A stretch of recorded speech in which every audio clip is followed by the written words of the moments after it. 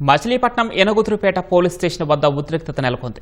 YouTuber ప్రశ్న రావణ్ను ఎనగుదురుపేట పిఎస్లో విచారిస్తున్న విషయం తెలుసుకున్న జనసేన నాయకులు, కార్యకర్తలు నిరసన తెలిపేందుకు అక్కడికి చేరుకున్నారు. పోలీసులు అడ్డుకునే ప్రయత్నం చేసినా బారికేడ్లను తోసుకుని మరీ స్టేషన్ వద్దకు వచ్చారు. గోడలు దూకి స్టేషన్లోకి వెళ్లే ప్రయత్నం చేయగా పోలీసులు అడ్డుకున్నారు. రావణ్ తరఫు న్యాయవాదులు స్టేషన్ వద్దకు రావడంతో జన సైనికులు ఆందోళనకు దిగారు.